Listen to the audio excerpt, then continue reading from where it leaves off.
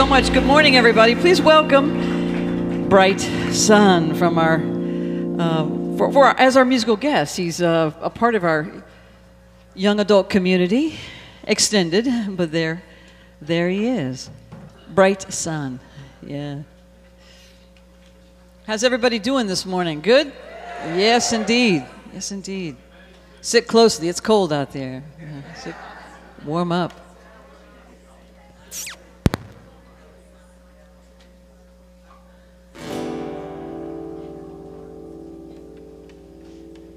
Hello, everyone.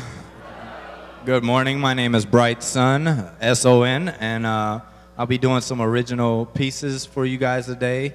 I kind of feel led to sing a different song than I sung originally on the first service, and this is a song that I wrote called Midnight Sun. Hope you enjoy it, and it's just such a blessing to see everyone out here and for y'all to look back at me, and you know, it's cool. It's like a reflection of yourself, you know. And I don't know, there's so much beauty out there. I could just speak on it all day, but I wouldn't be singing if I was speaking on it, you know.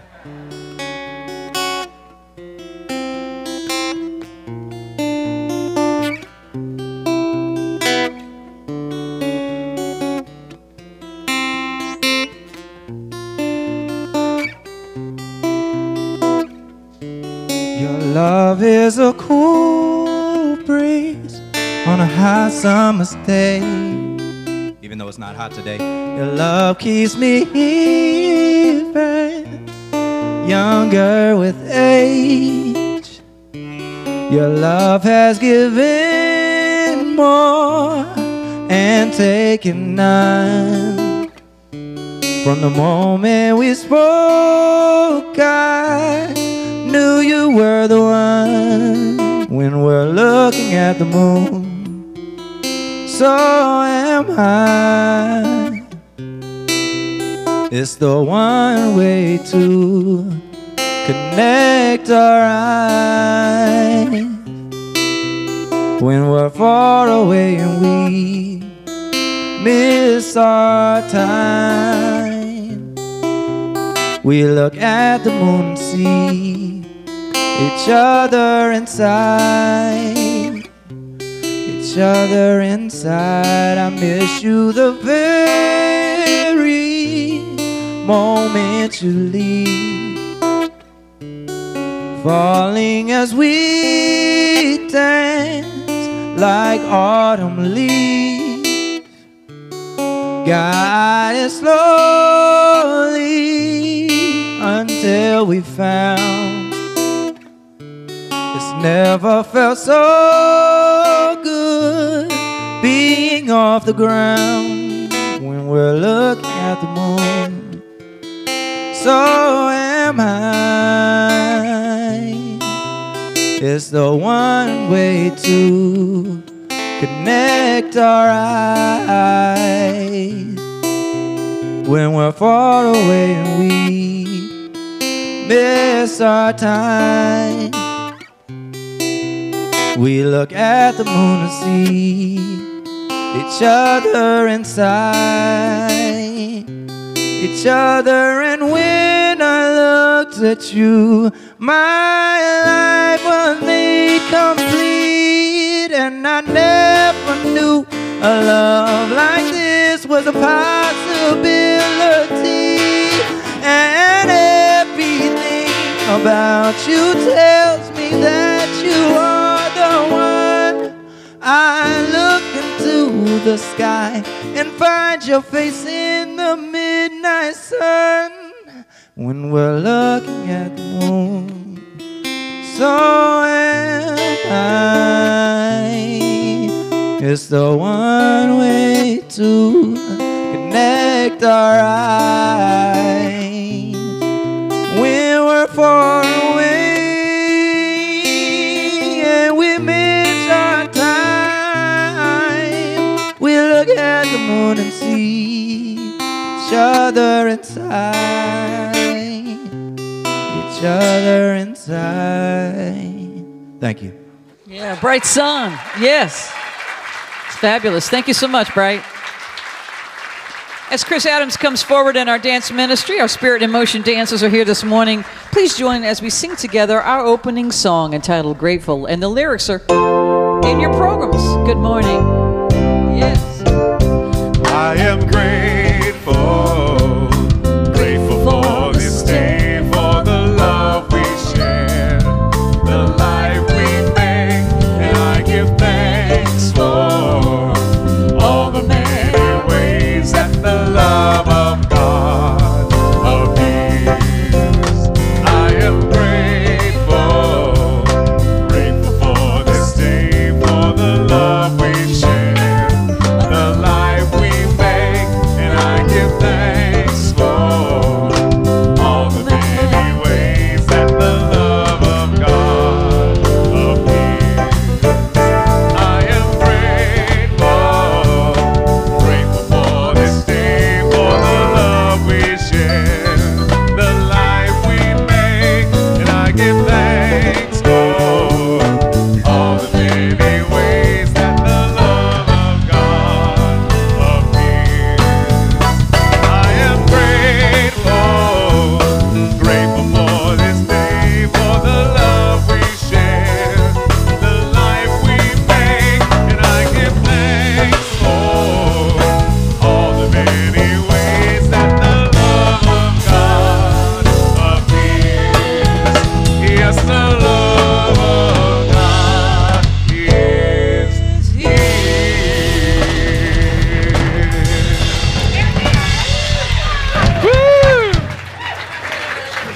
Wow, you may be seated. Good morning.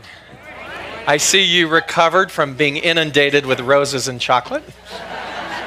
Thank you so much for continuing a wonderful weekend of love. In fact, a month of love where our theme is really exploring that beyond just surface definition and trying to find ways to dive deeper into the interpretation of that. It's also a big weekend in my household because my beloved just turned 40 and did not want that news broadcast out to the world, but nonetheless. So I celebrate with him. What a great time. Thank you so much for being with us. We, again, have so much going on, and this is this upcoming week is a big week for us organizationally within our movement called Centers for Spiritual Living, because our global convention is in Las Vegas this week. So, yeah. So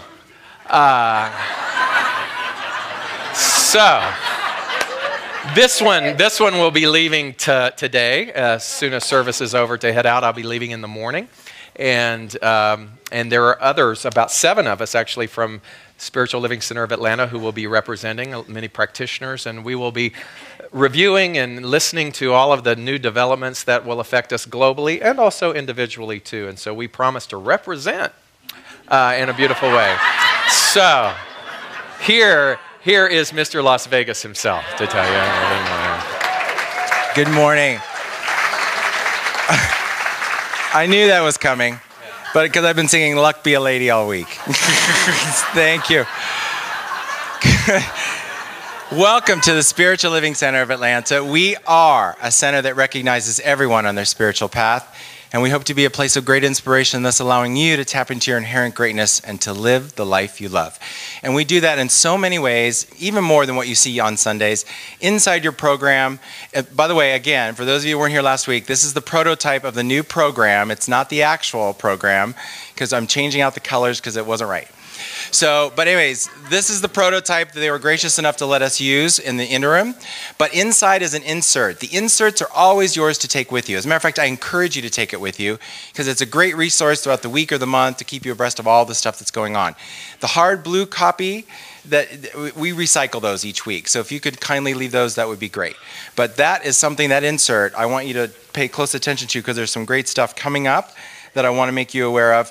Of course, as always, we have SLI, Spiritual Living Institute classes that are well underway for February. Jafon Seeley's class, Dr. Will Coleman's class, doing gangbusters. We have new classes coming up for the month of March, which is Greta Counts and Munishwarji Walking Tall. And then after that, we have Cynthia James and Lori Palco, who are going to be doing amazing classes that you just must be a part of. So head to sli.com. Look at what's offered and certainly sign up for a class if you can. I'll share a little secret with you. I inadvertently said at the last service, instead of Cynthia James, she'll forgive me, I said Cynthia Bailey because I watched The Real Housewives of Atlanta before this morning. So no, we are not offering spiritual shade on SLI, but we are in fact offering Cynthia James. She's doing an amazing class. So anyways, check that out. You don't want to miss it. A couple of other things that are coming up on March 1st. I don't know if many of you remember Greg Lavoie. He was here maybe 2-3 years ago. He's coming back. He's got a brand new book called Vital Signs, The Nature and Nurture of Passion. So he's going to be doing both services on Sunday, March the 1st, and then he's going to do a workshop for us from 2 to 5 on that very topic. And he said, please mention this. Passion is in the risk, in the willingness to step from the sidelines onto the playing field. Passion breeds passion, and disinterest breeds disinterest. Passion is more than exuberance, it's endurance. Passion can be cultivated. This happens at the level of the gesture, not the 5-year plan. So it's an amazing book. It's gotten great reviews. I'm thrilled he's going to be here to do the workshop for us all. So please grab a flyer out there to get more information about that or join us for both services. I don't think you'll be upset about that. Also, we had a great turnout last week, a little over 123, 124 people for the annual meeting, which every Centers for Spiritual Living must do each year. And to give us an update on that is our treasurer, Lori Palco.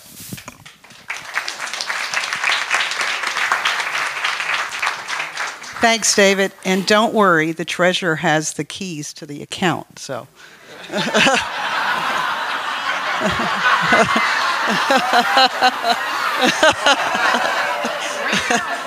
Okay. I want to thank everyone that came out last Sunday. As you know, over the last month, we've been announcing that we had the annual meeting to take care of some important financial and governance issues that the board and the staff wanted the input and the vote from our community. And I'm pleased to announce that we overwhelmingly approved the budget, as well as overwhelmingly approved the bylaws. Okay. The other important part of last Sunday was to elect 3 new board members. Okay, and before I tell you what the vote was and who our new board members are that are going to serve this community, I want to thank the nominating committee. I know a couple of you are here. Lane Morgan, Karen Ratz, Scott Baker, Greta Counts, Avon Drummond. Who else? Baji. There's Baji Daniels, and David Michael Searcy. Okay, so I want to thank the nominating committee for serving.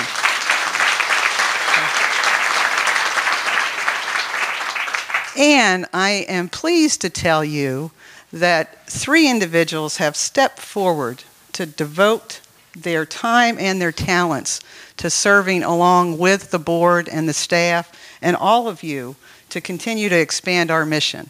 And those 3 new board members are Vera Carter, Tom Woodward, and Niall Dawson. So join me. Anyone here? I know. So again, thank you for all of you that came out. We have quarterly update meetings, so we'll have an update meeting in the second quarter where we will update you. But in the meantime, if you have questions, comments, suggestions, ideas, please contact the board, get in touch with us or the staff or anyone. We're here to listen and to respond. Thank you. Thank you, Lori. For those of you that were not able to attend the meeting, we did tape the meeting, and I have a link that you can, if you email me, we can send you the link so that you can view it in its entirety. So just see me afterwards or get my card out there and send me an email, and we'll send you the link on Monday. Also, just wanted to remind everyone, I announced it last week, but the Journey of the Soul, Walking the El Camino de Santiago. And it's an event that we are co-sponsoring with our other Centers for Spiritual Living throughout Atlanta. That's CSL Midtown, that's Trinity Centers for Spiritual Living, and City of Light, which is the old MCC, their new name. We are, all the proceeds for this event are going to the Khmer Foundation. So everything they raise and they wanted to donate to Reverend Dr. David Ault's charity there in Cambodia. However, because Reverend Dr. David Ault also did this actual journey, so he's going to be the speaker there with several other people who have made that pilgrimage. So we, I saw some folks from Midtown yesterday, and they said, David, we sold the first ticket, and it went your center. Ellen Green, where is she, Ellen? Ellen Green bought the very first ticket for their event. But in all seriousness, we have said it came up at the town hall meeting that we want to do more with our other sister centers. This is the opportunity to do it. We want a great turnout for this event from our side. We know that they want it as well. So please join me at this. I know a few of you were confused because you went to our website thinking you could get the tickets. Grab these cards. They're out on the table because all the tickets are through CSL Midtown. They're coordinating it. So if you can please grab this, get your tickets. It's going to be a great evening and for a great cause to look to support Reverend David's charity. Any first-time visitors joining us for the very first time tonight, raise your hands high in the sky. Stand on up. We want to welcome you. Stand up. Welcome, welcome, welcome. We come bearing gifts. You're getting gifts. What you're receiving is an empty CD case. We're really not cheap. The empty CD case, redeem it out at the visitors table for one of Reverend Dr. David Ault's talks, especially selected for you. We have new member orientation every other month. Our next one is April 5th. It is Easter Sunday, but no eggs here. We're gonna definitely want to let you know all about the center. So join us for that. We'd love to have you. We're so thrilled you're here with us today. We hope to see you again in the future. If you could take this opportunity to shut off any cell phones, I'd be so grateful and appreciative. Have a great day and a blessed week.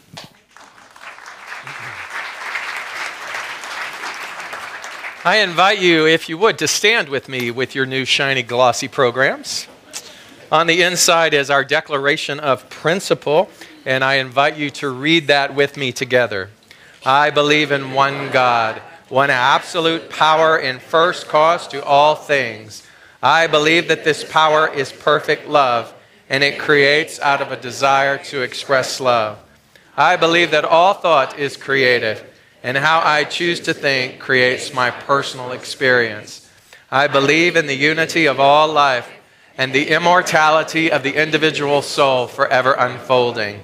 I believe in the eternal goodness, the eternal loving kindness, and the eternal givingness of God to all. Remain standing. Our song this month is on the inside and out. Love is my decision.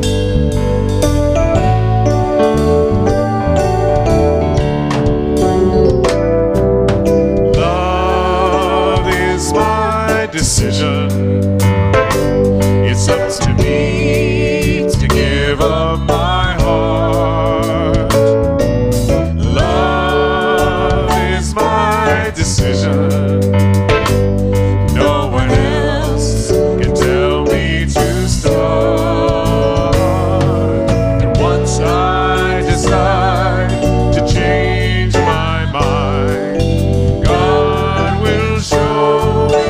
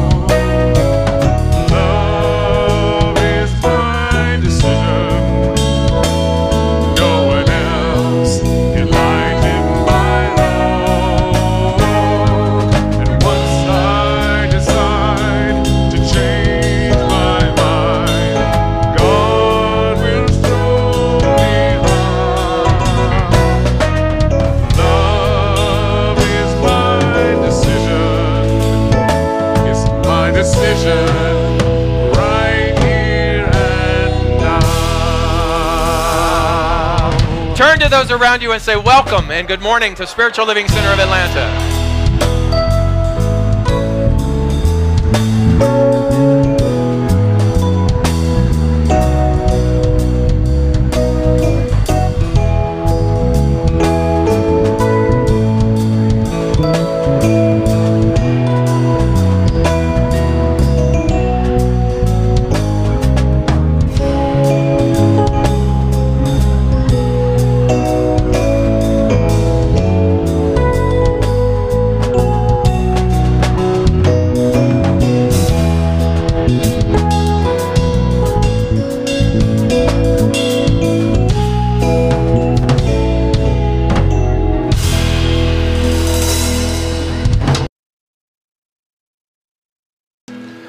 I've been asked to share a little bit of a logistical thing with you. Now for 2 months in a row, we are at capacity every single Sunday for second service.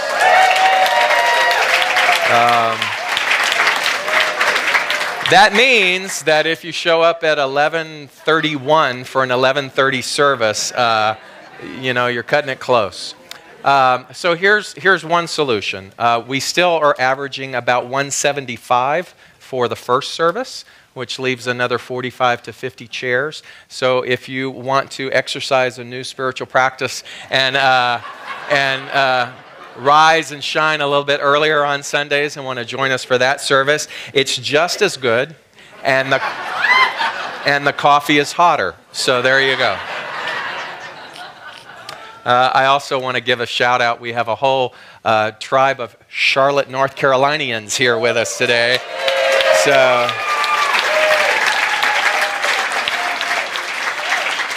they heard about the coffee. They're here from Charlotte, so we welcome you.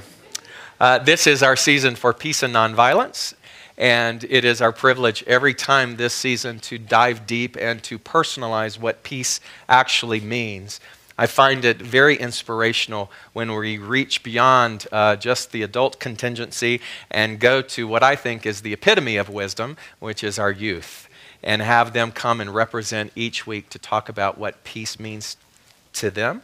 And this week we are privileged to have Jalen come and share with us. Come on, girl.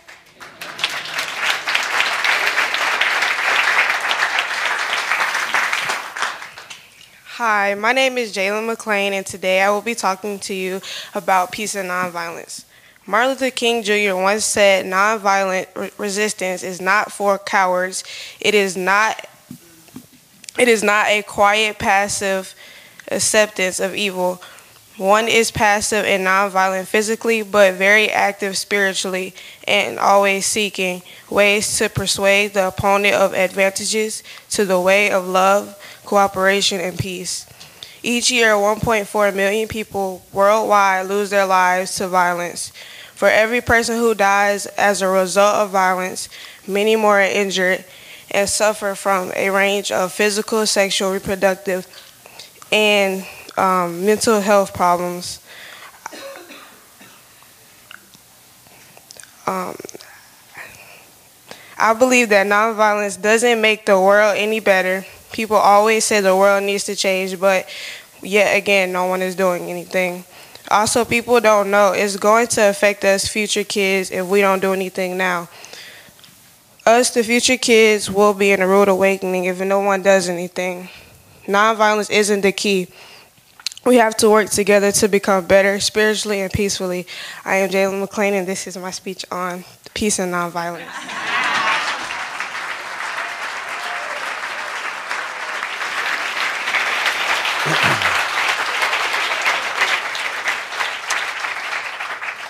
And so, Jalen, you are tasked with the privilege of lighting our peace candle for today. And as Jalen does light this, I want you to pause for a moment and to take some self-inventory with regards to your own relationship to peace and how you can become the vessel for that. Thank you. It's our time to go into our meditation period. I'm going to ask that you take some deep breaths and create for you an invitation, which is to remove everything from your lap. If you would, maybe even change your body posture position to be welcoming for whatever it is that wants to come and participate with you. And today we are privileged to have our prayer facilitated by our new practitioner, Liz Akar.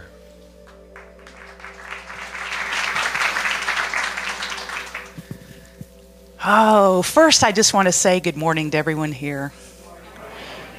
And we're in such a beautiful space right now, a beautiful place, peaceful and relaxed, that one of the things I wanted to do was pull this emergency affirmation out that was given to me by David this morning when he prayed me in. And it was a wonderful thing that I saw, I loved, and I said, what is that? Because I also remember that the beginning of this year, part of my vision was to be able to bring about spiritual awakening to everyone in a playful, in a creative way. So one thing I am going to do is go ahead and push this button, because I am going to go into a formal treatment. But as a reminder of how quick and how simple an emergency affirmation can be, take this as your own. You are awesome.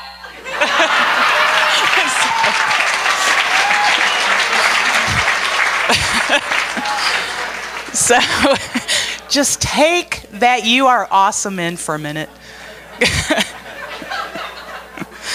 Take a few deep breaths. Just repeating to yourself, I am awesome.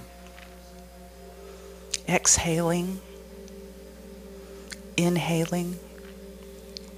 And this is what I know. I know that there is one infinite expression, one creative source, the thing itself. And this energy, this substance, I am an individualized expression of this wonderful, magnificent power. In my own creative ways, I live this God within me. And what I know is we are all able to embrace the ways that come through this. I know this for me. I know this for you. I know that in my own creative ways, I touch lives in ways no one else can. And I know that for others, they touch lives in ways no one else can either. We are here to express our voice, to be a part of love, to be a part of connection. And as we move into this period and this message by David today on connection, what I know is that I am love. I am peace. I am joy. I am fun. I am expression in my own unique way, and that is how I connect with others. What I would invite you to do is take a moment and put your hand on your heart and say with me, I am love. I am lovable. I love those around me. I know the truth of those around me. I allow myself to give and receive connection. And if I am out of alignment with that connection, I open myself back up to it.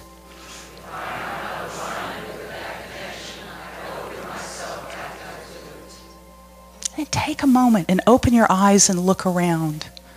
Look around at the beauty, the love that is within here. The support, the peace, the all that I am, because I am an individualized expression of this God and this knowing. Send love, receive love. Allow yourself to open up to that. Connect with it. Connect with it. And as we move into the message today, knowing that we connect more and more deeply as we allow ourselves to connect, we have that choice. Step into it. Step out of your comfort zone and allow yourself to connect in ways you never have. Open yourself up to that love, that divine energy. And with that, I know I am so grateful for a center like this, for all of the love and connection that accepts me exactly as I am. And on those days when I forget my truth, I have reminders around me, because the truth is we are all whole and perfect exactly as we are. I am so grateful for my knowing. I am so grateful that I can declare this as my truth, because it is.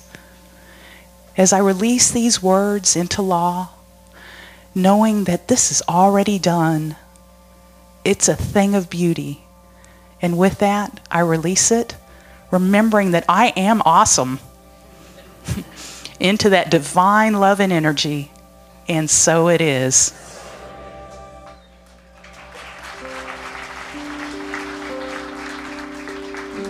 I draw your attention to the program again. We're teaching you a new song. So we're exploring new ways in order to solidify our prayer time. It's called With Every Prayer. We're going to go sing through it 2 times, so join us. With every prayer, I breathe a heart I breathe the love of God through me.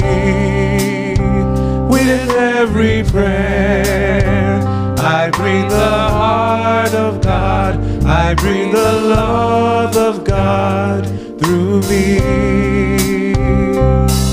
As I open and allow, I know right here and now, I create a world where wonders never cease. With every breath, I breathe the heart of God. I breathe the love of God through me. Let's try that again. With every prayer, I breathe the heart of God. I breathe the love of God through me. With every prayer, I breathe the heart of God. I breathe the love of God through me. As I open and allow, I know right here and now, I create a world where wonders never cease. With every breath, I breathe the heart of God. I breathe the love of God through me.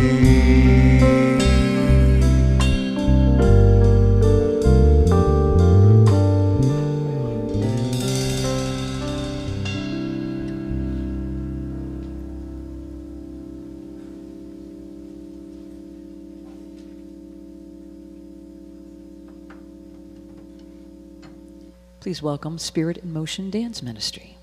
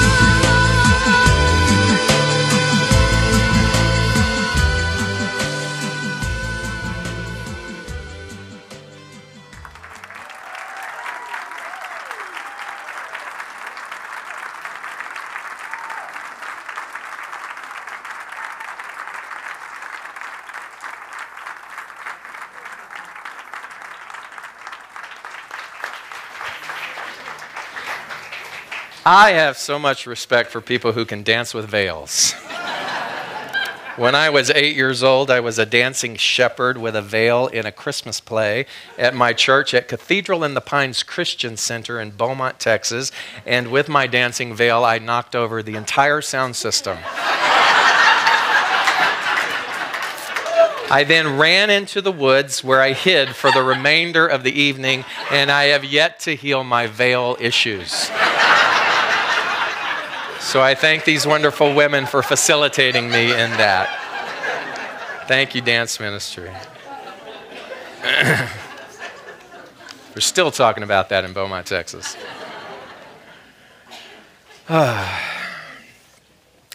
So in this month of February, where the focus has been deliberately shined upon the idea, the concept of love, and how to move it from concept into practical application, I have offered you things whereby you can begin this path of self-inquiry, where you can look at your relationship to the dynamic and the action behind your own way of loving, and the way in which you take responsibility for being the vessel of that.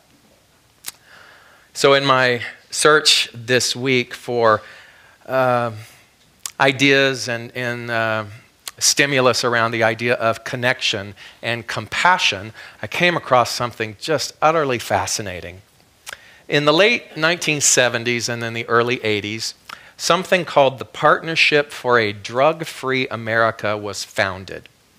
This was founded based upon some research that had to do with lab rats. And in this research, an isolated rat was taken and put into a confined space where they were given 2 petri dishes of water. One was purified regular water. The other one was water laced with heroin and cocaine. And the lab rat, once they eventually partook of the tainted water, then began to return to this tainted water and drink over and over again, of course, inducing great complication and then ultimately death. And so just from this one particular research project, it was deemed that drugs, and the war on drugs, which has now been going on for about 100 years, but that drugs was divided upon 2 precepts. One was a morale issue, whereby anyone who was delving into the partaking of drugs was deemed immoral, was deemed being tempted by some outside force, aka Satan, anything that was ruining their lives, and thus they had given their power away to this outside force. The other was a more chemical issue, whereby the drug itself had contained so much power that if the drug was to be ingested on any regularity, that we would be powerless to the drug. And so those 2 camps resided for quite some time. And this Partnership for a Drug-Free America was really this campaign, if you will, to kind of just say no, to fight this thing that was so prevalent among society. And at the same time, there was a professor of psychology by the name of Bruce Alexander who couldn't help but look at this particular level of research with this isolated rat and think something differently. And here's what he thought.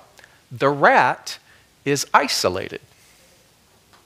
The rat is isolated, meaning the rat has no connection with any other rat, with any other life form.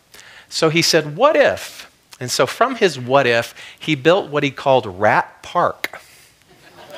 And Rat Park was filled with colorful balls and all of these tunnels for burying. It was filled with lots of fun rats. It had, high quality rat cuisine. And in Rat Park was also the 2 petri dishes of water, the regular water and the tainted water with heroin and cocaine. And guess what happened in that research? That because of connection or because of community, that even though each rat put in Rat Park drank of both containers of water, they rejected the tainted water and continued to drink from the purified water. And so what Bruce Alexander was thinking was that there's more to it than just a drug, and the morality of the drug or the powerlessness of the human being with a genetic predisposition to that drug, that there had to be something else that wasn't being talked about. And to take this study further, what he did was he took an isolated rat, a rat that had been in isolation up to 57 days, who had, as research had shown, partaken of the tainted, drugged water religiously over and over again for all this time. The rat was actually removed from isolation and put into Rat Park. And guess what happened? All of a sudden, the regulation from that rat's diseased, drug-addicted drinking changed, and he started to drink again from the regular water. So it was Professor Alexander's hypothesis that there was something more going on to this, that really what this was based upon was the idea of connection. And that when people feel isolated or unconnected, then whatever wound, whatever spiritual lack thereof, whatever fostering of illusion might be happening within this individual is exacerbated because the pain that underlies and goes hand in hand with the isolation is not being addressed. And that pain, as any of us know, we don't want to linger in pain. We want to medicate that pain. And so for him, he began to look and expound this even further. And at the same time, during the Vietnam War, when this was going on, Time magazine ran a piece about how all of the soldiers who were in Vietnam, almost all of them were at some time or another partaking of heroin, and that heroin was the equivalent of chewing gum during the Vietnam War. And when Time magazine revealed this article, there was this big public fear and outcry of, oh my God, what are we going to do with all of these returning soldiers who are addicted? And the amazing thing that happened was that once those soldiers came home, once they left the cage of war and came back to family, came back to connection, that a huge percentage, a majority, it was something like well over 90% of those no longer had the desire for the escapism of that heroin if they had community and connection to be able to come back to. It's also said that if you look at an individual who is hospitalized and going through major surgery, that one of the great drugs that is administered is a form actually of heroin. The medical use of heroin is called diamorphine. And so when that is administered to assist an individual going through a surgery or through pain, that once that patient is discharged and they go back to a family environment, they are not susceptible to the addiction where someone on the street is. So I looked at all of that and I thought, what's here? What's the underlying message that's wanting to come through? And that is that you and I cannot denounce the huge healing component of connection. And the fact that even as a species, we are bonding animals. And that if we are not bonding in some way with another individual, then the illusion of this idea of separation then is the thing that produces the disconnect, which produces the behavior, which produces the addiction, which expounds all of these things. Now, I'm just bringing this to you as a hypothesis, but I want you to consider that and to begin to look at your relationship to connection, because in this month of love, as we've looked at all of the dynamics, today is about offering compassion. And I think it's as simple as this. You and I can give true, genuine, pure, authentic compassion to another individual based upon simply whether or not they feel connected or not. If there is no connection there, what are you and I able to do? We're able to see that for what it is and go, what they are operating in is an idea of illusion. They are feeling as though they are isolated. They are feeling as though they are a rat isolated in some cage, when in spiritual reality, they're actually in Rat Park. All of us are in Rat Park, meaning that's the equivalent of heaven, right? We talk about heaven and hell as states of consciousness, and so which is it? Is it an either-or situation, or is it a decision that you and I make, a choice that we make based upon what it is that we return to habitually in mind continuously over and over and over again?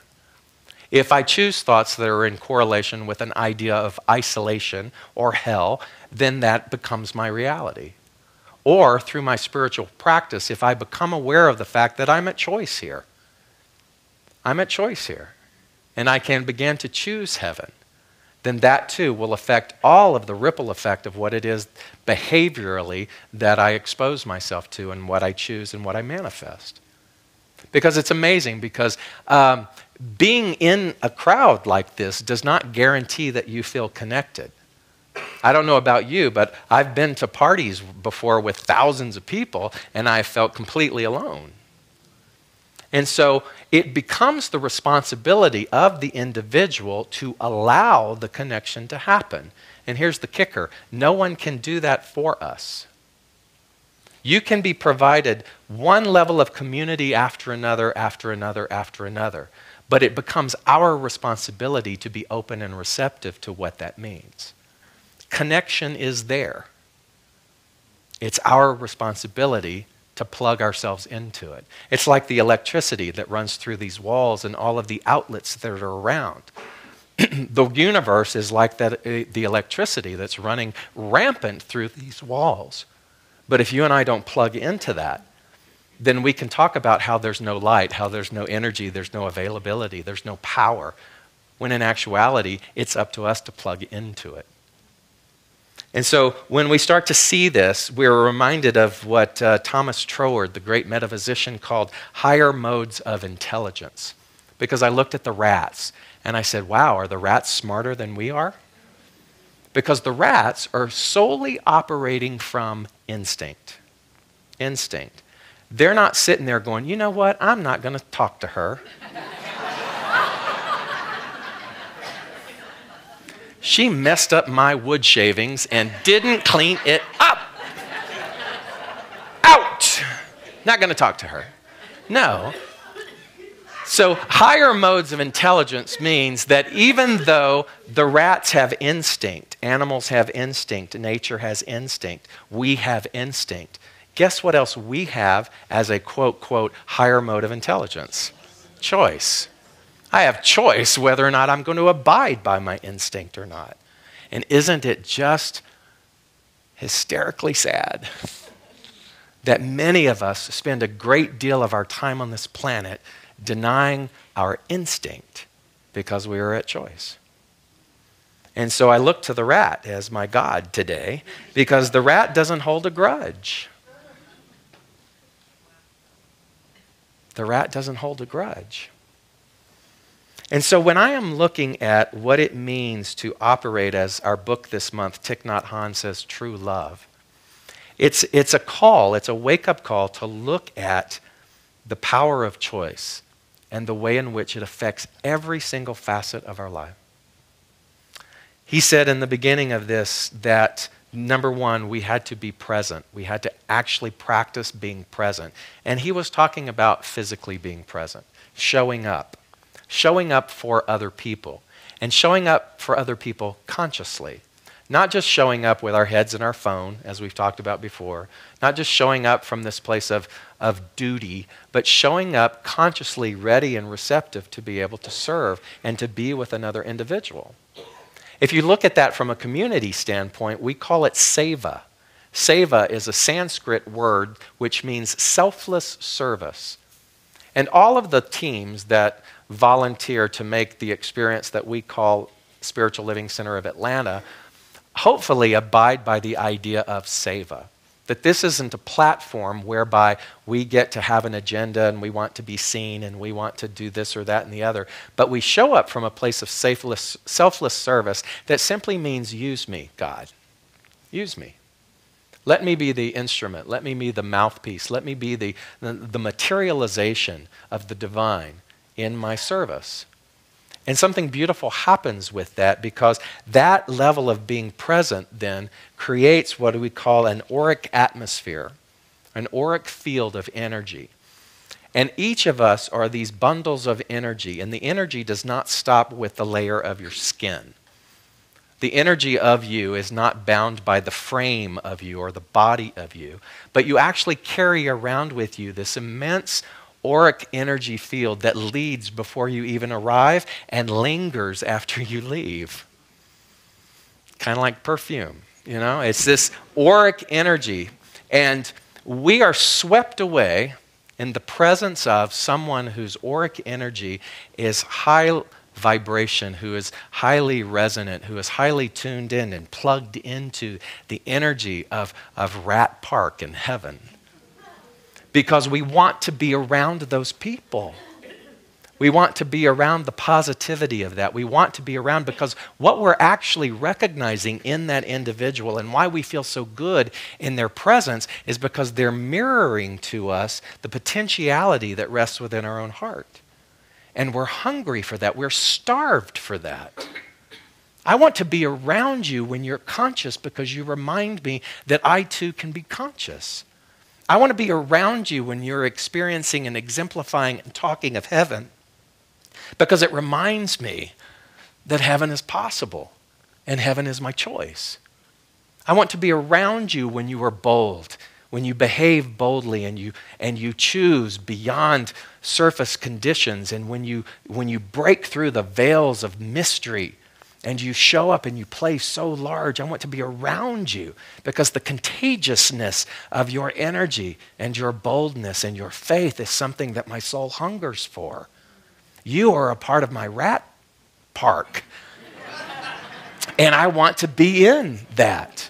I want to gravitate to those people who are walking the talk and showing up and living and not being marginal and petty and gossiping behind other people's back. And what's that other thing? The conspiracy theorist. I want to be a part of the auric energy of those people who are living that way. And then have you ever noticed how all you want to do is get away from the other individuals who have the auric energy that are sucking the life force out of you? It's like, hold please, and then you go out.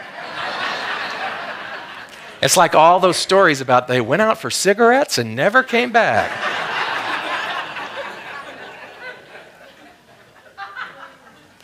Hi, I don't smoke, but I'm going to start. So I'm saying.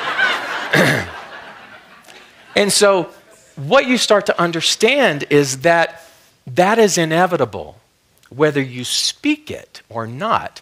The language of your soul permeates wherever you go. And so it becomes our responsibility then to understand that as an advocate, as a vessel of true love, that not only are we present, but we are recognizing others. That was step number 2, to the recognition of other people, and to be able to honor that within another individual. And if they're not there, move to step number 3, which is today, which is offering compassion for that. And simply saying, they're not connected. But here's the kicker. My observation of another individual not being connected cannot come from judgment. Because therefore, by the grace of God, go I. And I too have been disconnected. And guess what? I will be disconnected again. And so every one of us then becomes this perpetual mirror of human behavior and of spiritual drive, whereby we vacillate between the forgetfulness and the remembering. And we're here to do this together, but we can't do that from a place of judgment. We can't do that from a place of pettiness. So offering compassion then looks like this. It's about recognizing and seeing that everyone is a part of the whole. And when someone is feeling disconnected, as much as, have you ever been there? I just want to fix it for them. You can't. All that you can do is live by example. So our founder, Ernest Holmes, said this: all manifestation of life is from an invisible to a visible plane. Let me just break that down for you in case this is new language for you. All manifestation of life, that means everything that you and I experience, the world of effect, everything that's going on, all of that, that manifestation of life is from an invisible thought to a visible thought becoming form. Everything, everything, everything. All manifestation of life is from an invisible to a visible plane. So through a silent, effortless process of spiritual realization, we come to this. A silent process of spiritual realization. That means in the privacy of your own practice, in your own mind, you and I eventually come to the crossroads of realization that says, look, you can't keep blaming this person or this situation. You can't keep logging into this ledger of victimization. At some point, you got to give it up. Because all that will continue is you will be the isolated rat thinking that you are alone, and you will search ways to medicate yourself from the self-inflicted pain that is coming from that illusion of separation. He said, and he said this in capital letters. So every time I see capital letters, somebody shouting. So I imagine Ernest Holmes shouting, "We must unify in our own mentalities with pure spirit." We must unify in our own mentalities, your own world, your own mind with pure spirit. You must. It's not wouldn't it be nice? Because you know why it's a must? It's because it's the inherent you. And the inherent you, which is light, cannot be denied. And you and I might spend the entirety of our lives trying to deny that, expending great amounts of energy in alliance with our pain and our isolation. But at some point, we must unify with pure spirit. To each of us individually, he says, God or spirit is the supreme personality of the universe. The supreme personality of that which we ourselves are. It is only as the relationship of the individual to that deity becomes enlarged that one even begins to have a consciousness of what power actually means. He said that's why in treatment, which we call prayer, there should always be the recognition of the absolute unity of God and man, the oneness, the inseparability, the indivisibility, the changelessness. God as the big circle, man as the little circle. Man is in God, and God is man. Just as a drop of water is in the ocean while the ocean is in the drop of water. That is perfect union. So imagine you're choosing isolation. They're choosing isolation, either deliberately or through ignorance. Even through choosing isolation, guess what? You're still connected to that which is the all. Still. And what I know about this crowd, what I know about you, even if I don't know you personally, is that there's enough going on within your own private world that not only have you entertained this, but there is a part of you that is driven to find something to help alleviate the pain. And guess what? The alleviation of your pain is not out there. It's not in a pill. It's not in a get-rich-quick thing. It's not in marrying somebody rich, although that's very attractive.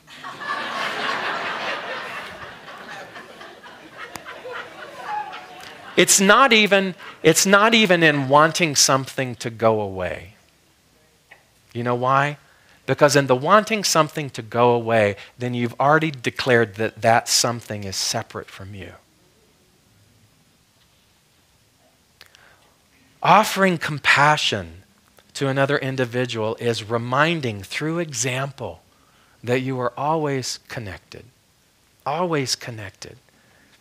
Instinct tells us that, just as the instinct reminded those rats of the beauty of which choice was going to be more in alignment for them. And so compassion then is conscious empathy, not sympathy for the condition, but an understanding that one is only out of alignment with their true nature.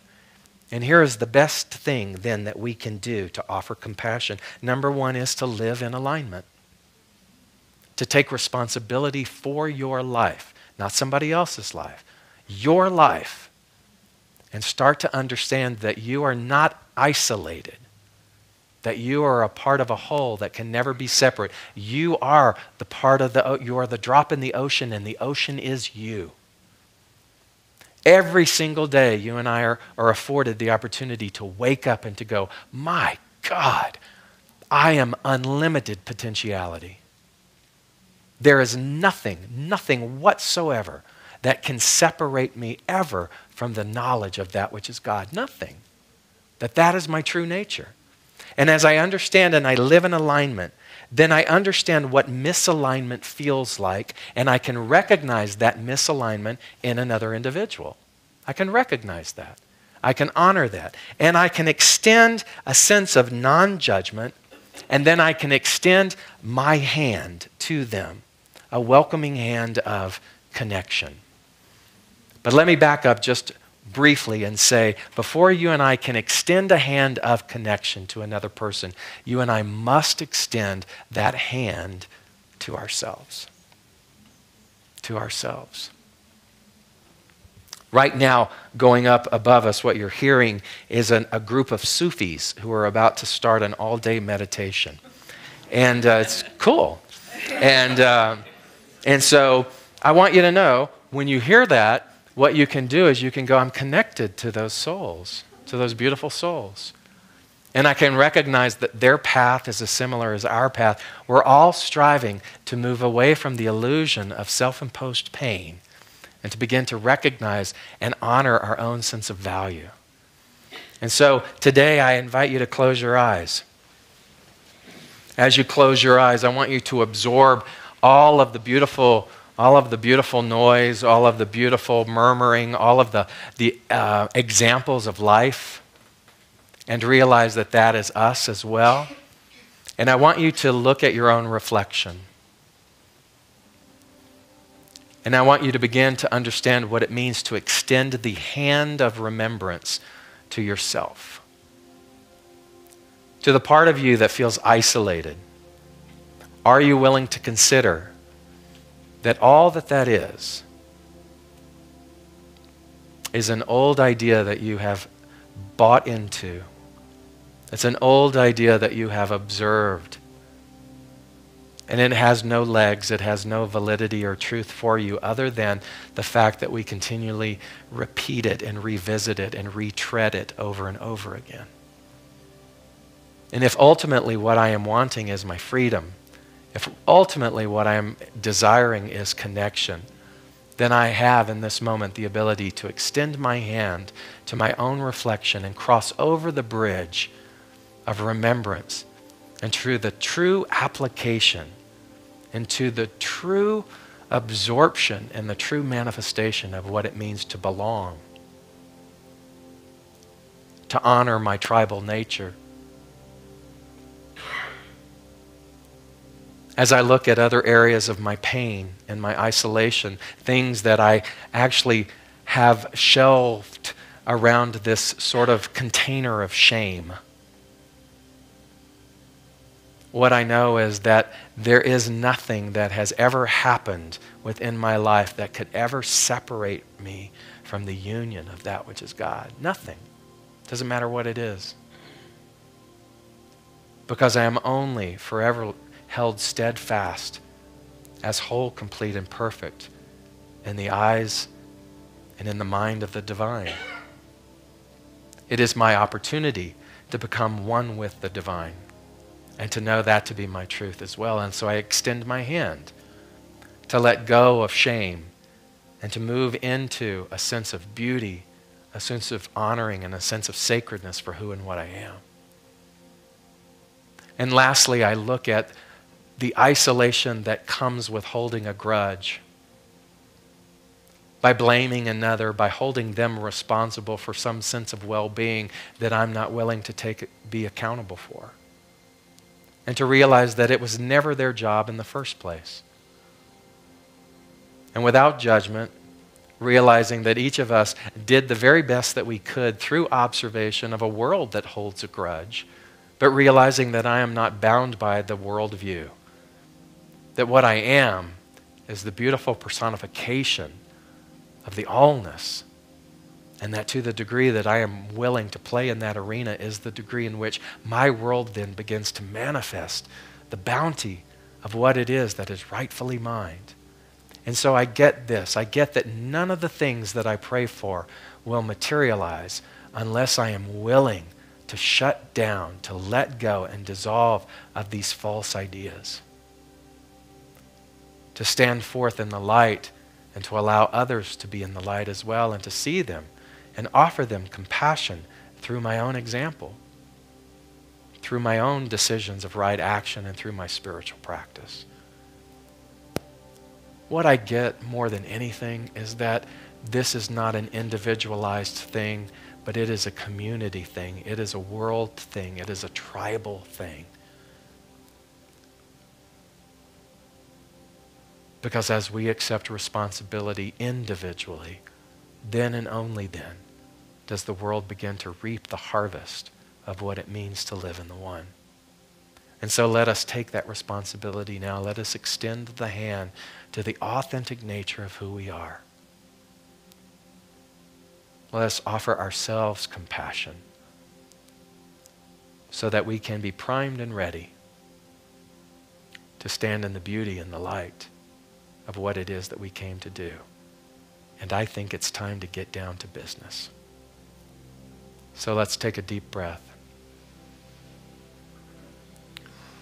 And if you are in agreement with me with regards to this as your truth, if you are in agreement in understanding and revering the sense of connection and what that means, if you are in agreement with being responsible for your own light, then if you will close this prayer with me by saying, and so it is.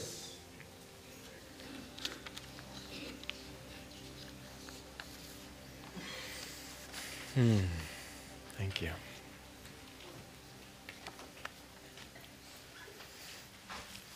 I'm going to ask one of our newly appointed board members, Niall, where are you? Come on up. Straight out of the gate. Because you're connected. Say whatever you want to say, and then there's our affirmation. Wow, it is so great to stand before you, because I know I don't stand alone. As Reverend David said, we all stand together. I stand with you. It is just so wonderful to be here. This place, this beautiful SLCA place, it keeps getting better and better. Can I have an amen? and it keeps getting better and better because we all keep getting better and better. You keep getting better. You keep getting better and better. You keep getting better and better. And I know as a community we're getting better and better. That's law. We all get better and better together. As we give to each other, as a matter of fact, turn to your neighbor and say, I'm giving to you today.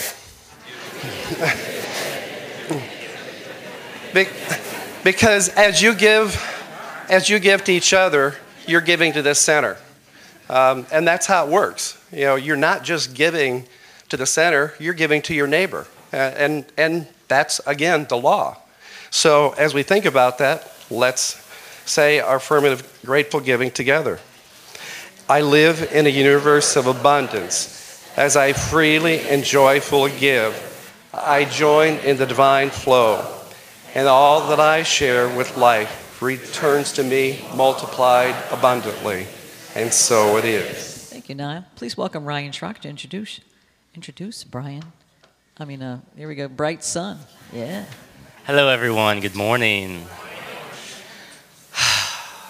Something that changed my life, just a little quick story. I run the Kinetic Ascent young adult group here with Dana Robinson and a few other people. And what called me back to this community when I found you guys in the Woodruff Center on the right peach tree. I found the right peach tree out of the 73 that I had options of. And the thing that got me, and the thing that said to me, Ryan, you are enough, and there's no doubt about it, was that warm hand clasp of our closing song. So just remember that that changed me, and there are new people here today. And when you clasp hands with people of our community today, really mean it and really connect with yourself first, and then give that hand as if you're giving them everything that you have to give them out of your own abundance. This gentleman that's coming up, speaking of abundance, our mission is to empower people through being a community and cultivating that community. And David said at the first service that be your own cause. And I truly believe that Bright Sun, our artist today, is his own cause. He's taken what is invisible, visible in his mind, and made it visible by his performance today. He's on Twitter, Instagram, and SoundCloud, right? As Bright Sun Music, and that is S-O-N. This aspiring artist is awesome and so inspirational to me, singing my favorite song, I think still. He might switch it up. He's known to do that. Bright Sun.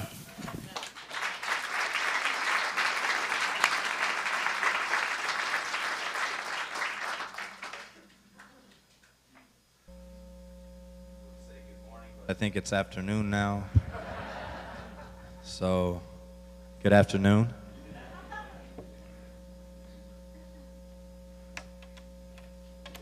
Singing an original song called Freedom.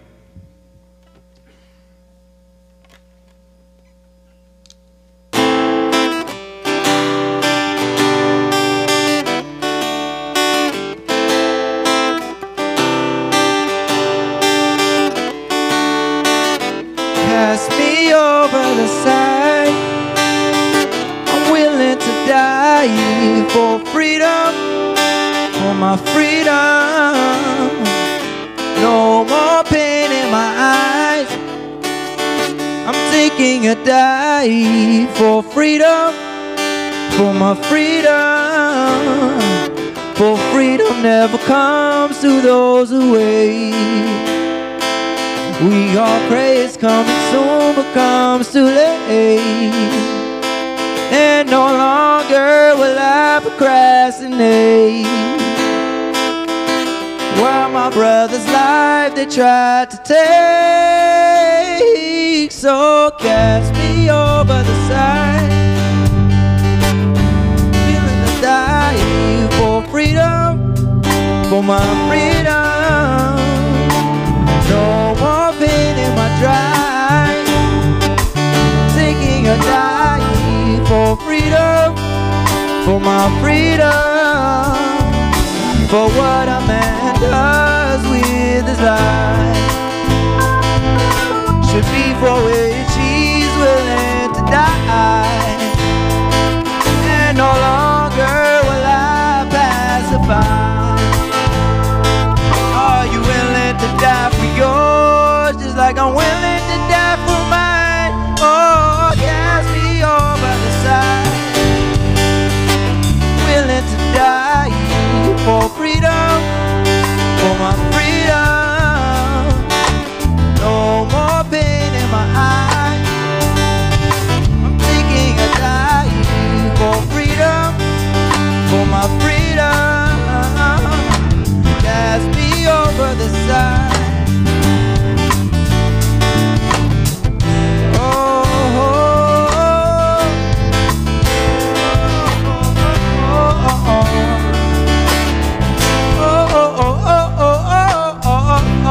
oh. Yeah, why don't you cast me over the side? I'm willing to die for freedom, for my freedom. No more pain in my eyes. I'm taking a dive for freedom, for my freedom. Cast me over the side. I'm willing to die for freedom, for my freedom. No more pain in my drive. I'm taking a dive for freedom, for my freedom. Bright Thank you. Sun. Thanks again. Thank you so much, Bright Sun. And thanks to Kinetic Ascent for bringing our young adult artistry this month and next month.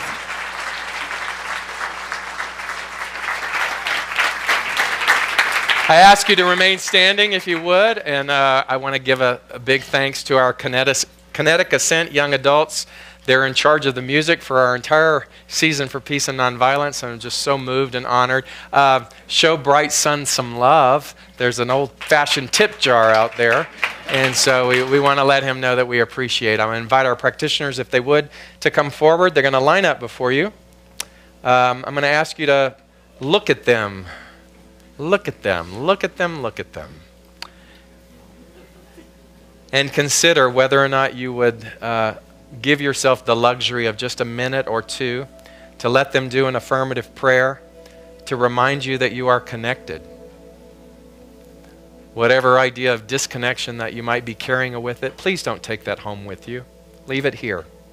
Leave it here and let it be dissolved in the power of love as we sing our closing song together. I am so blessed. I am so blessed. I am so grateful for all that I have. I am so blessed. I am so blessed. I am so grateful. I am so blessed. I am so blessed. I am so blessed. I am so grateful for all that I have. I am so blessed. I am so blessed. I am so grateful. I am so blessed. We love you so much. Have a great weekend, everybody.